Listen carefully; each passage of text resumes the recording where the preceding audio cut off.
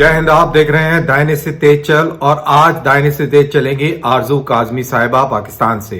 ये जाना माना चेहरा है हिंदुस्तानी टेलीविजन पर। अक्सर आपने इनको देखा होगा। पाकिस्तानी मौकिफ को बखूबी रखती हैं, लेकिन पाकिस्तान के अंदर इनको प्रो इंडिया माना जाता है। इसके ऊपर भी बात करेंगे, लेकिन मेन तौर पर हम पाकिस्तान के अंदरूनी हालात के ऊपर एक गुफ्तगू करेंगे। साथ ही ये जानेंगे कि आरजू काजमी को पाकिस्तान में इतनी नफरत क्यों करते हैं। तो आइए बात करते हैं आरजू काजमी साहिबा से। आरजू काजमी साहिबा, आपका बहुत बहुत शुक्रिया कि आपने अपना कीमती वक्त निकाला। काफी ठंड पड़ रही है आपकी तरफ भी और हमारी तरफ भी, लेकिन सीपीईसी के हवाले से ऐसा लग रहा है कि काफी गर्मी बढ़ती जा रही है। जहां तक पाकिस्तान का सवाल है, पाकिस्तान के सिक्योरिटी एक्सचेंज कमीशन ने 1.8 यूएस डॉलर्स की करप्शन अनर्थ की है। वहीं 2020 में चाइनीज इन्वेस्टमेंट मात्र 4 बिलियन यूएस डॉलर्स की रह गई है, और वही चाइनीज जो कि 2016 में जिन्होंने 75 बिलियन डॉलर्स की इन्वेस्टमेंट करी थी। तो ये ऐसा क्या है, क्या हुआ है पाकिस्तान के अंदर कि चाइना की दिलचस्पी थोड़ी कम होती जा रही है और घबराहट बढ़ती जा रही है, सर्दी में गर्मी आती जा रही है। Thank you so much colonel साहब कि आपने इनवाइट किया, और सबसे पहले नमस्कार एंड अस्सलाम वालेकुम। बिल्कुल ये चीज़ें देखें, इतने बड़े जो प्रोजेक्ट्स चल रहे होते हैं ना, जैसे सी पैक है या और कोई भी इस तरह के प्रोजेक्ट्स होते हैं, उसमें अप एंड डाउन आते रहते हैं। अब जो सी पैक है उसमें उसमें ये भी है कि आसिम सलीम बाजवा का स्कैंडल भी बीच में निकला था, जो सी पैक के चेयरमैन हैं पाकिस्तान से। तो उसके ऊपर भी हमने सुना था, कहाँ तक ठीक है वो नहीं मालूम, लेकिन के चाइनीज जो थे वो थोड़े नाराज थे, देवर अपसेट, और उनको ये चीज पसंद नहीं आ रही थी, और उन्होंने ये भी कहा था कि इनको चेंज किया जाए। ये भी सुनने में आ रहा था, जो कि अभी तक हो नहीं पाया है, लेकिन देखते हैं कि आगे क्या होता है। दूसरा, पाकिस्तान ने जो है सऊदी अरब को वापस करने के लिए काफी लोन जो है वो पहले लिया था, फिर सऊदी अरब ने बाकी का लोन भी वापस मांगा था, तो अगेन चाइना से पाकिस्तान ने लेकर और उनको लौटाया है सऊदीज को। तो हो सकता है कि इस वजह से भी जो है ये प्रोजेक्ट थोड़ा उन्होंने स्लो डाउन किया हो, कि इतने पैसे वो यहाँ पे इन्वेस्ट नहीं करना चाह रहे अभी, और इसको थोड़ा स्लो लेके जा रहे हैं। क्योंकि सिर्फ सी पैक ही तो एक प्रोजेक्ट नहीं है, चाइना के पास और भी कई चीजें हैं जिसको वो हैंडल कर रहे हैं। आपको मालूम है उनकी इकोनॉमी बहुत स्ट्रांग है।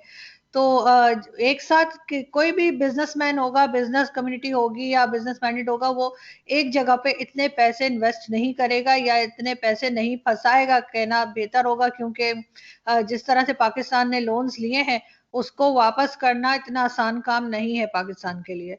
तो हो सकता है इस वजह से उन्होंने अपने बाकी प्रोजेक्ट्स जो हैं, जो बाकी जगह उनके चल रहे हैं बाकी दुनिया में, उसको उन्होंने थोड़ा तेज किया हो और इसको थोड़ा स्लो डाउन किया हो। और इसके अलावा कोई बात और हो नहीं सकती, क्योंकि जमीन भी हमने दी हुई है, लोग भी हमने दिए हुए हैं, सारा कुछ चल रहा है। इसको ये बंद नहीं कर सकते, लेकिन स्लो डाउन जरूर कर सकते हैं। हाँ, तो इसी वही मेरा सवाल था कि क्या इसमें जो पाकिस्तान के सिक्योरिटी कमीशन की जो रिपोर्ट है उसका भी कोई कारण है, क्योंकि 1.8 बिलियन यूएस डॉलर्स का घोटाला is a big amount I guess.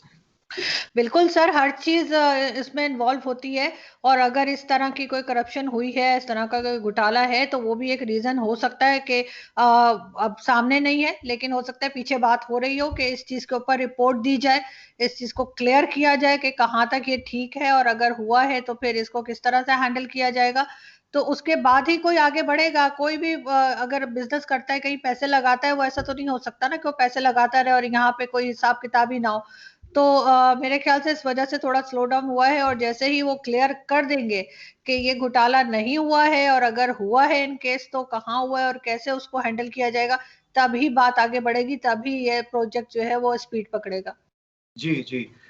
In fact दूसरे मुद्दे पर चलते हैं। कल इंडियन टेलीविजन पे आपने देखा होगा कि काफी कंट्रोवर्सी उठी, जिसके अंदर आगा जफर हिलाले का एक कमेंट बहुत चला, डिस्कशन हुए। मेरे ख्याल से आप भी इंडियन टेलीविजन पे कल मौजूद थी इसी मसले के ऊपर। तो हिलाले साहब ने कहा कि 300 आतंकवादी मारे गए बालाकोट में। तो इस कंट्रोवर्सी के ऊपर आप क्या कहेंगे, आपका क्या नजरिया है या क्या मौकफ है? देखिए हिलाली साहब जो हैं उनका अपना एक ओपिनियन था और उन्होंने बाद में उन्होंने भी यू टर्न लिया और वो कह रहे हैं कि मैंने कहा था कि अगर उन्होंने 300 लोगों को मारा है और इस तरह की कोई कार्रवाई हुई है तो फिर पाकिस्तान को उसी तरह से अटैक करना चाहिए था, उसी तरह से रिस्पांस देना चाहिए था। वो ये बात कर रहे हैं और इंडियन मीडिया ने जो क्लिप उठाया या इंडियन मीडिया ने जो बात की उसमें वो वर्ड अगर शामिल नहीं है।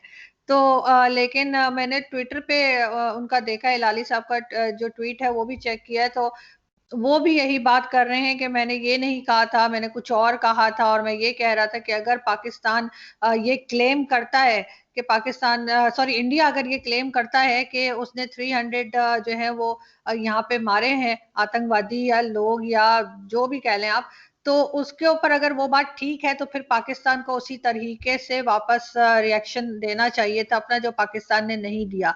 तो ये चीज तो अभी तक डाउटफुल है कि वहां पे हुआ क्या था, क्योंकि अगर ऐसा हुआ होता, सच में ऐसा था, तो वो 300 डेड बॉडीज कहाँ गई, ये बात भी पाकिस्तान में लोग पूछते हैं। पाकिस्तान में लोग कहते हैं कि कुछ तो लोग नजर आते हैं ना कि आप अगर 15-20 को भी मारते हैं एलओसी पे या 2-4 को भी पकड़ते हैं मारते हैं तो भी उनकी पिक्चर्स आ जाती हैं। तो फिर ऐसा कैसे हुआ कि 300 लोगों को इस तरीके से मारा गया और उसके बाद कुछ हमें देखने को नहीं मिला। इवन एज अ जर्नलिस्ट मैं भी कहती हूँ मैंने कोई फुटेजेस या कुछ नहीं देखा।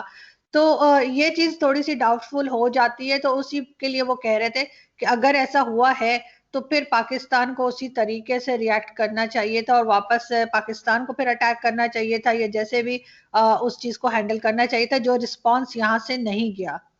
इनफैक्ट आपने एलओसी की बात करी तो मेरा तजुर्बा ये कहता है कि जब भी कभी पाकिस्तान साइड में कैजुअल्टी होती है, वहां से कैजुअल्टी इवैक्यूएशन इनके लिए चॉपर परमिशन मांगी जाती है, चॉपर आता है या बाई रोड जाती है, दूर से दिखता है हमें लोरोस से और दूरबीन से कि कैजुअल्टी इवैक्यूएशन हो रहा है, लेकिन उस चीज का जिक्र कभी पाकिस्तान मीडिया में हमने नहीं देखा, बहुत ही कम उस चीज का जिक्र होता है। बहरहाल आपके एक सूबे बलूचिस्तान के अंदर शिया माइनॉरिटी के हजारास को मौत के घाट उतार दिया गया। कहा जाता है कि लश्कर जंगवी और उसके एफिलिएट दाइश का जो ग्रुप है उस इलाके में सक्रिय, उनका ये कारनामा था और बड़े दिन तक वो डेड बॉडीज को लेकर बैठे रहे कि इमरान खान साहब आएंगे तभी उनको दफन किया जाएगा। बहरहाल इमरान खान साहब ने श्योरिटी दी, हजारा कम्युनिटी ने उन लोगों को दफन किया और फिर इमरान खान साहब भी वहां पर गए। तो क्या कहा जाए, देर हो गई आते आते। सर बहुत दफा ये हो चुका है कि हजारा कम्युनिटी को इस तरीके से मारा गया है और कोई भी गवर्नमेंट जो है वो उनको प्रोटेक्शन देने में कामयाब नहीं हो सकी। जो भी आया उसने ये सब कुछ हुआ लेकिन वो कुछ नहीं कर पाए। और इमरान खान साहब के बहुत सारे फेलियर्स, जो कहती हूँ मैं, जो कंट्री में यानी फेलियर्स हैं जिसमें महंगाई है, जॉब्स हैं, दूसरी तरह की चीजें जो लोग उनसे एक्सपेक्ट कर रहे थे जो वो नहीं कर पाए, उसमें एक बहुत बड़ा फेलियर ये भी है जो कि एक तरह से हमेशा के लिए उनके ऊपर ये ठप्पा लग जाएगा या ये दाग उनके ऊपर रह जाएगा कि वो उस टाइम पे नहीं गए जब लोग उन्हें पुकार रहे थे, जब लोगों ने कहा कि वो उनको आना चाहिए एज अ प्राइम मिनिस्टर, उनको जाना चाहिए था। वरना प्राइम मिनिस्टर किस बात के, अगर लोग वहां बुला रहे हैं और वो भी ऐसे लोग जिनके साथ बार बार ऐसा हो रहा है। यहाँ तक भी हमने सुना है कि एक कुछ फैमिलीज ऐसी हैं जिनके घर में अब कोई मर्द रहा ही नहीं, सबको मार दिया गया। तो अगर एज अ प्राइम मिनिस्टर भी वो वहां नहीं जा सके तो ये एक बहुत बड़ा फेलियर है इमरान खान साहब के ऊपर और एक बहुत बड़ा धब्बा है जिसको वो कभी भी नहीं हटा पाएंगे। और बाद में जाने का मैं नहीं समझती कोई फायदा है, ना जाते। कोई बात नहीं, उन्होंने जो है तदफीन कर दी थी, उन डेड बॉडीज को दफना दिया गया था, तो बाद में जाने का कोई मतलब बनता नहीं है।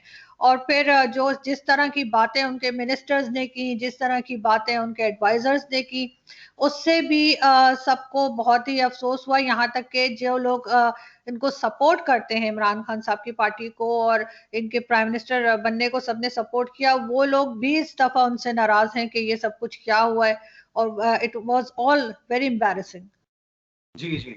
इनफैक्ट माइनॉरिटीज किसी भी मुल्क की हो, अगर वहां पर इस तरीके की नाजायज हरकत होती है और स्टेट एक सेंस ऑफ सिक्योरिटी प्रोवाइड नहीं कर सकती है, तो मेरे ख्याल से ये एक बहुत ही दुखद बात है।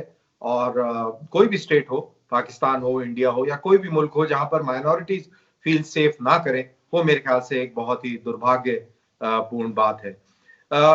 इनफैक्ट मैं एनालाइज कर रहा था, और मैं जितने भी आपके टेलीविजन क्लिप्स देखता हूँ या जब भी कभी मैं पाकिस्तानी टेलीविजन पे जाता हूँ, तो मैं आरजू जी देखता हूँ कि हिंदुस्तान का जो प्रधानमंत्री है नरेंद्र मोदी, उसके ऊपर अमूमन काफी बहस होती है। आपके नेता लोग भी, इमरान खान साहब भी मोदी जी को काफी कोट करते हैं। आपके पार्लियामेंट में भी बहुत कोट किए जाते हैं, बल्कि इमरान खान साहब की यहाँ पे कोई जिक्र नहीं करता है।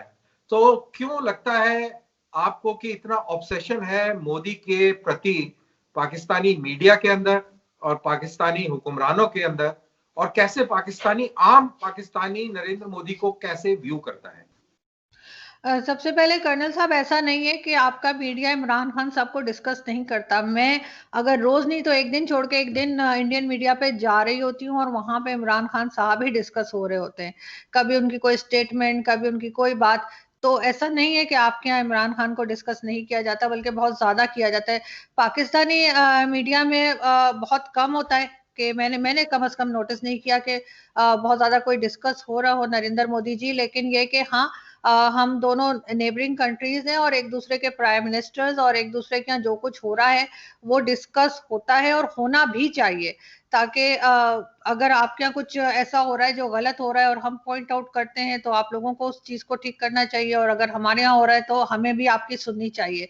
तो उसमें मैं कोई हरज नहीं समझती कि एक दूसरे को डिस्कस किया जाए। नरेंद्र मोदी जी को यहाँ पे उनका काफी नेगेटिव इम्पैक्ट है, काफी नेगेटिव बात होती है कि जी वो मुसलमानों के दुश्मन है और वो पाकिस्तान के दुश्मन हैं, और वो कश्मीर के हवाले से उनके लिए बहुत नेगेटिव बात होती है, पब्लिक भी करती है और मीडिया भी हमारा जाहिर है कहता है कि जो कश्मीर में 370 का हुआ था तो उसके ऊपर भी नेगेटिव ही बात की जाती है।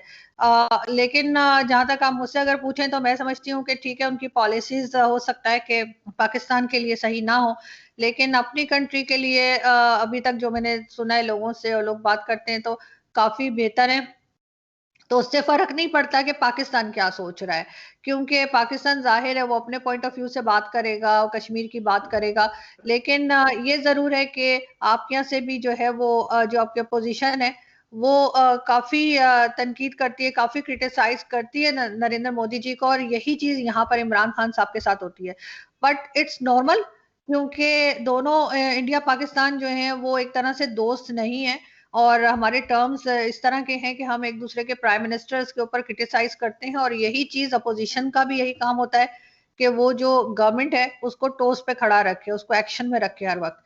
तो अच्छा है अगर आपके यहाँ अपोजिशन क्रिटिसाइज करती है तो अच्छा है। जो चीज नहीं हुई अभी तक नरेंद्र मोदी जी को कर लेनी चाहिए थी पब्लिक के लिए, तो वो हो सकता है वो कोशिश करें करने की। और सेम यार इमरान खान साहब के साथ भी उनको अपोजिशन ने काफी जैसे कहता है कि सख्त टाइम दिया हुआ है आजकल, तो आपको पता ही है पीडीएम वगैरह की वजह से। तो I am glad, I am happy कि उनको जरा टफ टाइम मिलना चाहिए ताकि वो फिर जिस चीजों का वादा करके आए हैं वो उसको कंप्लीट करने की कोशिश करें।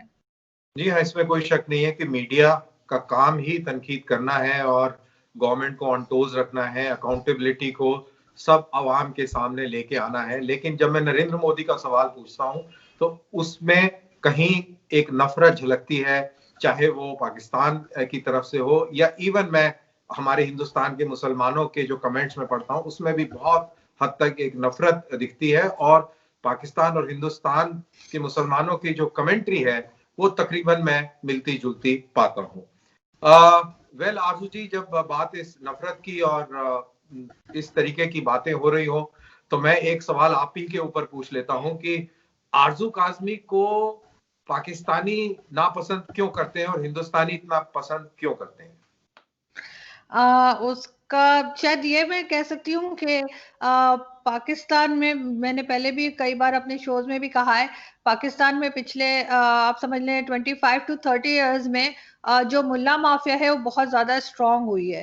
पहले ऐसा नहीं था। पहले चाहे शिया सुन्नी हो, चाहे हिंदू मुस्लिम्स हो, क्रिश्चियंस हो, सब एक ही तरह से रहते थे, मिलजुल के रहते थे। लेकिन अब ये हो गया है कि दूसरे चाहे वो कास्ट हो या दूसरे रिलीजन हो, उसके लिए बहुत ज्यादा नेगेटिव सोच है, बहुत ज्यादा नफरत है। तो शायद इस वजह से, क्योंकि मैं ना तो हिंदुओं के साथ मुझे कोई प्रॉब्लम है, ना क्रिश्चियंस के साथ है, और ना ही मैं भारत को दुश्मन समझती हूँ। मैं ये कहती हूँ कि ठीक है, जो इंडियन गवर्नमेंट है उसकी कुछ पॉलिसीज ऐसी हैं जो हमें सूट नहीं करती, और हमारी भी कुछ पॉलिसीज ऐसी हैं जो इंडियंस को सूट नहीं करती। उस पर बात की जा सकती है, उसके ऊपर बहस की जा सकती है, उसके ऊपर डिबेट हो सकती है, लेकिन हमारे यहाँ जो लोग हैं वो इस चीज को बर्दाश्त नहीं करते।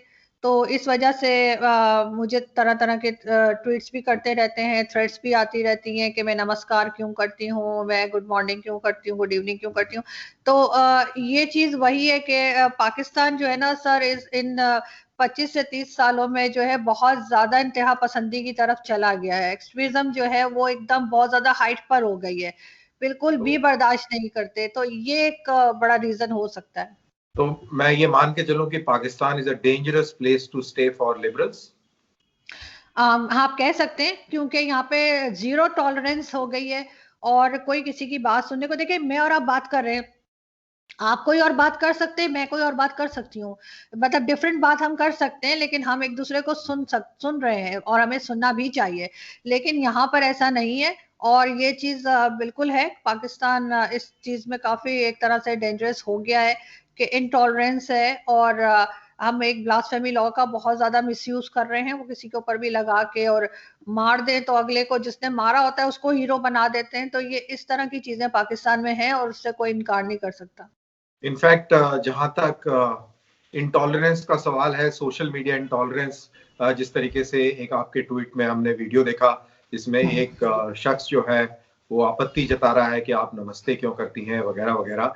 तो इस तरीके की इंटॉलरेंस मेरे ख्याल से ये पूरी दुनिया में अलग अलग चेहरों से दिखती है, नजर आ रही है। मेरे ख्याल से ये भी एक फेज है, वो दूर हो जाएगा। और बहरहाल आप ने अपना कीमती वक्त निकाला, आप हमारे साथ जुड़ी और अपने तरीके से, बड़ी सफाई से, ईमानदारी से आपने सवालों का जवाब दिया। आपका बहुत बहुत शुक्रिया। Thank you so much sir, thank you. तो ये थी आरजू काजमी साहिबा। इन्होंने बड़ी सफाई से अपने पक्ष को रखा। इन्होंने पाकिस्तान के अंदरूनी हालात के ऊपर भी कमेंट्स किए। उम्मीद है कि आपको ये प्रोग्राम बहुत पसंद आया होगा। जरूर शेयर कीजिए, लाइक कीजिए, और अगली बार फिर मुलाकात करेंगे किसी और गेस्ट के साथ। तब तक के लिए जय हिंद।